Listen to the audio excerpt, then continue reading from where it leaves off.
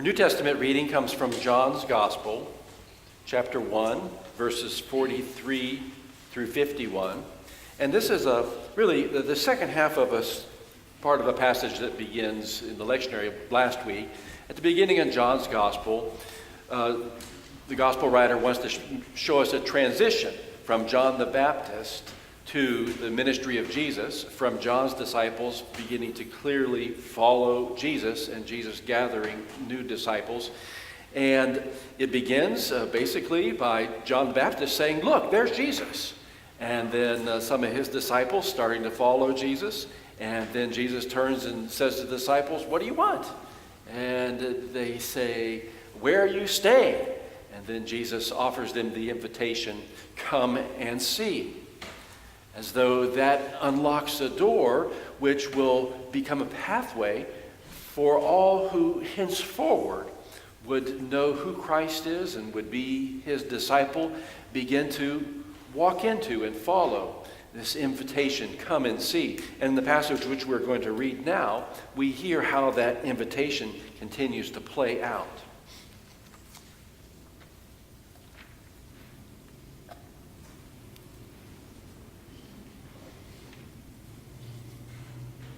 The next day, Jesus decided to go to Galilee. He found Philip and said to him, "Follow me." Now Philip was from Bethsaida, the city of Andrew and Peter. Philip found Nathanael and said to him, "We have found him about whom Moses in the law and also the prophets wrote, Jesus, son of Joseph from Nazareth." Nathanael said to him, "Can anything good come out of Nazareth?" Philip said to him, "Come and see." When Jesus saw Nathanael coming toward him, he said to him, "Here is truly an Israelite in whom there is no deceit." Nathanael asked him, "Where did you get to know me?" Jesus answered, "I saw you under the fig tree before Philip called you." Nathanael replied, "Rabbi, you are the Son of God. You are the King of Israel." Jesus answered, "Do you believe because I told you that I saw you under the fig tree? You will see greater things than these." And he said to him, "Very truly I tell you, you will see the heaven opened and the angels of God ascending and descending upon the Son of Man." This is the word of the Lord. Thanks be to God. Let us pray. Lord, may the words of my mouth and the meditations of our hearts be acceptable in thy sight, O God, who art our rock and our Redeemer. Amen. Santa Claus brought Helen an Amazon Echo for Christmas. There's rumblings going on. You must know, at least some of you know what that is, an Amazon Echo. If you don't know, the Echo is a smart speaker, like the voice on your smartphone, like Siri. If you have an iPhone, it's a speaker that you can speak to, you can ask questions, you can give commands. You can say to your iPhone, "Hey Siri, call Helen," and then it will call Helen. If it understands you, or then you'll get sucked into a process of yelling things at Siri on your iPhone. But the Echo is a little bit similar, except it isn't a phone. It's a speaker that's connected wirelessly to the internet. And for the Echo, its name isn't Siri. Its name is Alexa. So you can put it in your kitchen, or you can put it somewhere else in your house, and you can say, "Alexa, what's the temperature outside?" And it will tell you the temperature in Winter Park, Florida is 55 degrees.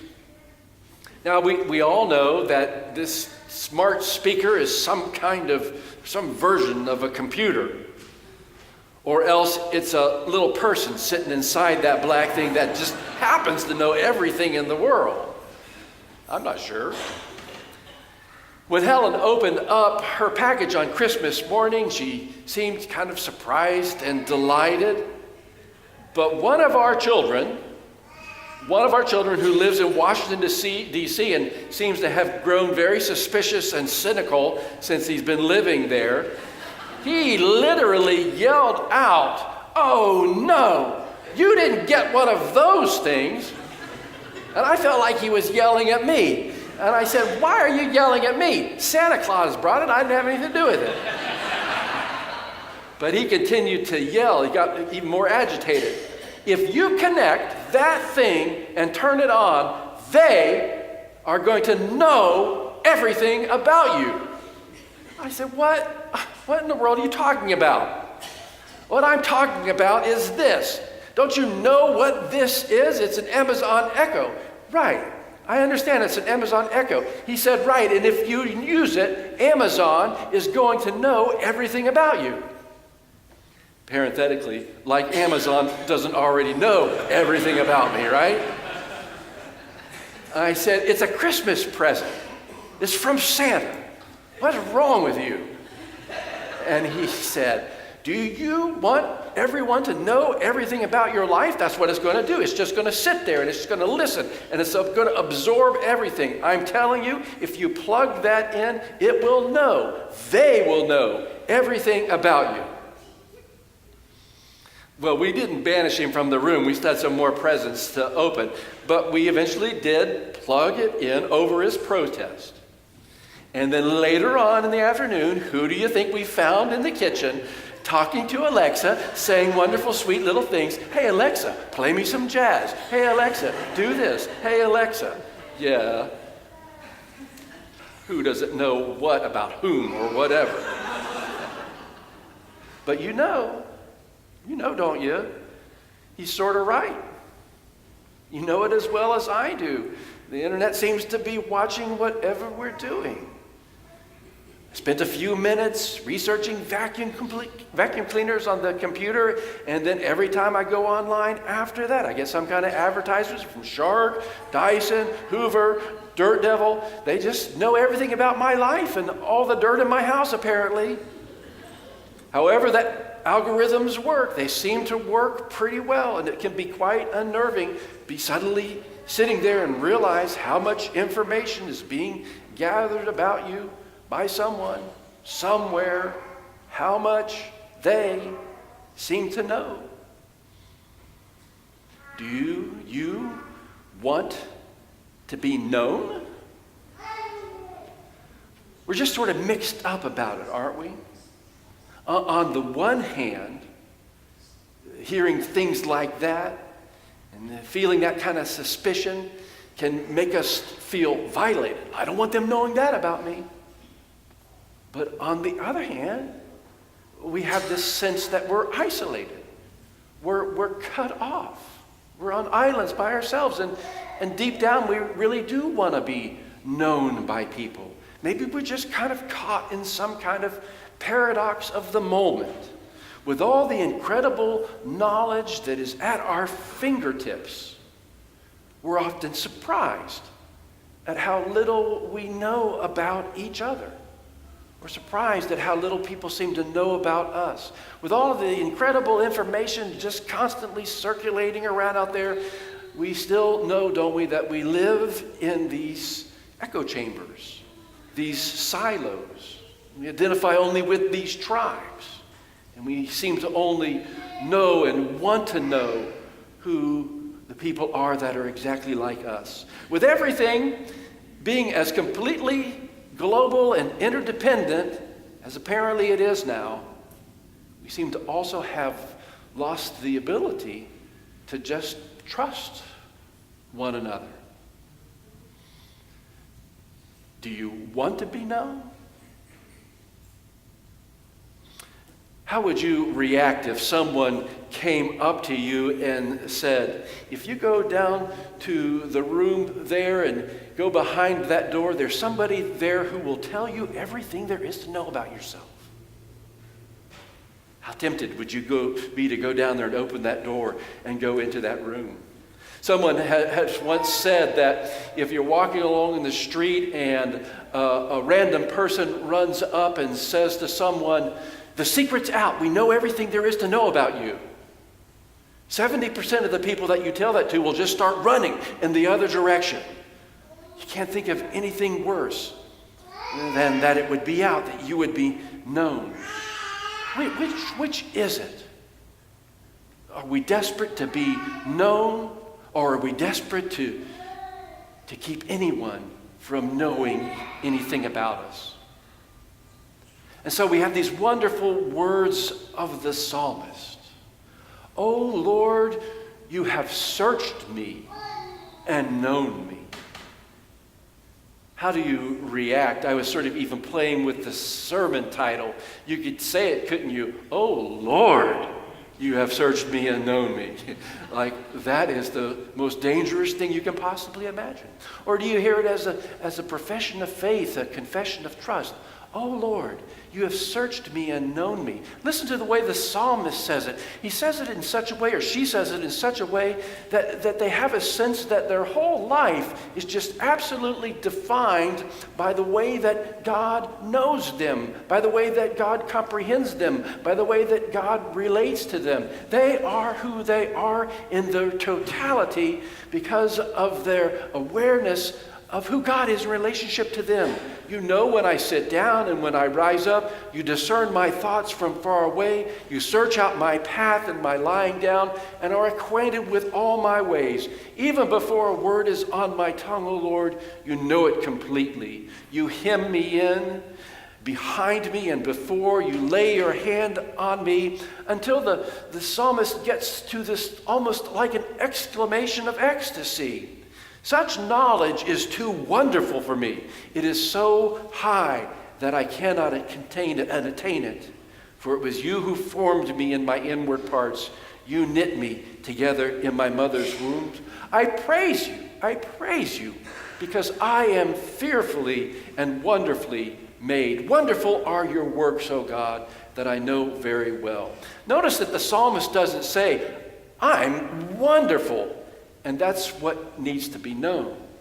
But the psalmist seems to be saying how incredibly wonderful it is that God knows us exactly for who we are, exactly as God has created us and made us. It seems to be this movement of God's knowing and searching and embracing that overwhelms the psalmist and gives rise to their faith, to their trust, to their devotion, but also to their understanding to how life really is.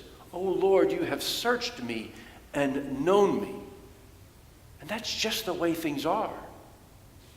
That's who I am. That's what my life is. And it is good. It is good. I was talking recently to someone who is enrolled in a graduate program at a very prestigious Ivy League school, and she said that one of the things that they told them in orientation about the class that was entering and about many of the classes that were there, she said they told them, "You should know that 80% of your fellow classmates who are entering with you, 80% of you are suffering and are going to suffer while you're here from the imposter syndrome." Do you know what the imposter syndrome is? The imposter syndrome is this sense that they'll be carrying around that if everybody actually knew who I was, they would know that I didn't really deserve to be here. 80% of the students in that class were going to be suffering from the imposter syndrome. And they went on to say, it's not the 80% that we worry about, it's the 20% who think that they really should and deserve to be here. How many of us live with a sense of being the imposter? Not the psalmist. The psalmist understands and knows that the life of faith and the life of trust is not a sense of being an imposter, but it's a sense of being known completely by God. "Oh Lord, you have searched me, you have known me." And it's that movement, that invitation to lean into and to live into that understanding, that view, that perspective of life that actually opens up for the psalmist a sense of freedom, a sense of joy, a sense of wonder. Wonder perhaps in ways that are a little bit different than we might actually think. We sang in the wonderful opening hymn, "O God of life, of all the circling years," in the second verse, "Lord, when we are strong, leave us not alone, our refuge be." An amazing awareness that even in the moments when we think we are the highest, those are the moments when we need to open ourselves most fully to the wonder and gift of God's knowing presence. We don't sing, Lord, when we are strong, we've got it all under control. You can take a break, go on down the road. Don't worry about us. Lord, when we are strong, leave us not alone. An awareness that the deepest meaning of life is not necessarily about who we see ourselves to be, who we want ourselves to be, who we're anxious about who we're going to be. The deepest and most secure understanding of life is this sense that God knows us exactly for who we are. And even then, the psalmist says, and when I come to the end, you are still with me. When I come to is that the end of their life? Is that the end of their own understanding about who they think they are? Is that at the end of their realization about what they can do? Whatever end it is, God is still there with them. I think there's a deep connection between that awareness of faith and hearing the invitation that Jesus first says to those two disciples, which then Philip repeats to Nathanael, come and see. Come and see and open yourself to what life will look like in the company of this person. Come and see and think about yourself and learn about yourself and live into yourself as you begin to experience what life is like living in the company of Jesus, listening to him, walking with him, serving with him, speaking to him. Come in and see. Come and see how you begin to understand and experience and know life. When you know life in terms of the one who fully embraces you. I recently read a story about a well-known seminary professor who had been worshiping and participating in the life of a church. He related this story, which is so interesting. He said that a few years ago in a church in Oklahoma where I was worshiping with my family, I had an afternoon engagement and I had to leave quickly. I said goodbye to the congregation after the benediction, after I had worshiped and led worship there. And in order to leave quickly, I went out to the parking lot, and to get out in a hurry, I cut through the back way through the choir room. And I said to one of the women in the choir as she was putting away her robe, I said to her, I appreciated very much the anthem this morning. And the woman said, well, I hope so, because that's it. And I said, what do you mean? She said, that's it. I'm hanging it up. And she was putting away her robe. And I said, are you retiring? She'd been in the choir, he thought, for about 103 years or so, and he just sort of thought maybe she was finally retiring. And she said, no, I'm quitting. And I said, you're quitting? She said, I'm quitting. I'm quitting? Well, why are you quitting? She said, well, I sit up there in the choir loft week after week, and I was sitting up there this morning, and I looked around at the other choir members, and I looked at the minister, and I looked at the worship leader, and I looked at the ushers, and then I looked out at the congregation, and finally I said to myself what has haunted me for years. And he asked her, what's that? What did you say?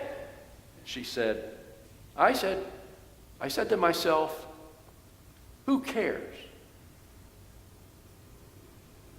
He related, well, I was in a hurry. I had to go to another place and I had to make a speech. And so I said to her, oh, you're going to be all right. And he ran out to the parking lot, but all the way to his engagement and all the way back, he kept thinking to himself about that indictment. I was a member of that church at the time, and she was indicting me, and she was indicting all the members. And in fact, if it were true, what she had said, if it were true, then this is not a church. If her opinion after long-time membership was that some gesture of that church was simply a shrug of the shoulders, then it was not a church. And when I got home that afternoon, he said, I called the lady and I said, I want to come talk to you. And she said, well, come on if you want to. And he said, I want to. So he went over there and we talked and we disagreed. And finally, he said, I asked her, Well, what would we have to do to show you that we care? And then this was her definition. She said, take me seriously. Which was kind of a strange way to put it, especially for her, he said, because she was the kind of a person who was always a comic, a sort of a stick of peppermint. She was always playing practical jokes. She would pin the tails of choir ropes together, and she would go out early and put a big cartoon on the pulpit to discombobulate the minister when they got into the pulpit. She was just that kind of person. So when she said that, take me seriously, he couldn't believe his ears, and he said, you can't be serious. Take you seriously? What are you talking about? You're always joking and laughing. And she said, you bought all that? I thought it was rather transparent myself. I like to be taken seriously. And he said, when I left that lady's house, I said to her, you're wrong. You know you're wrong. And she said, I'm not wrong. And he said, I get to travel to churches all over the country, and everywhere I go, there are people who care for each other. They take care of each other. And she said, where? And I said, everywhere I go, there are people who care. And she said, really? Yes. And she said, name one.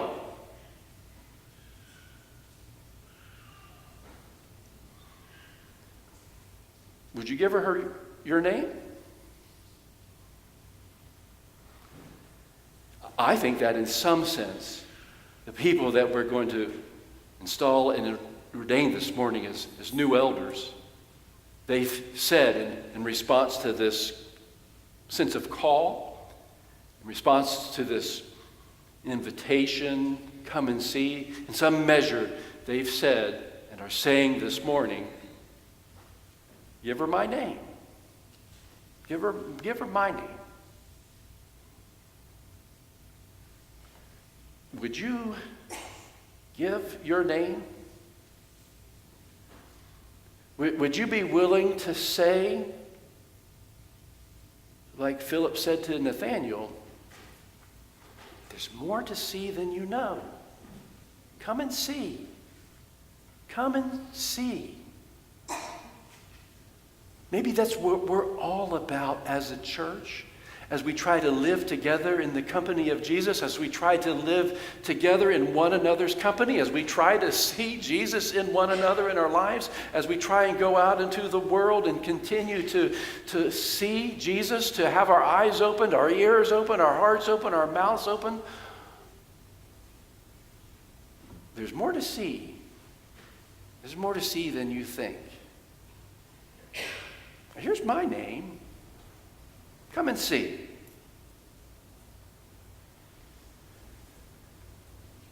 Faith is saying, I think, there's more to see. And faith is seeking to see and to know and to feel and experience the company of Jesus, to constantly and consistently be in the company of Jesus by being open to his company in the other servants of Christ, by risking a willingness to care, to take people seriously, to be still, to be poised, to be attentive, to be free from this bit of business or that bit of ego, to turn with openness to God and to Christ and to say, "Oh Lord, you have searched me and you have known me. You're still here. I'm still here. There's more to see."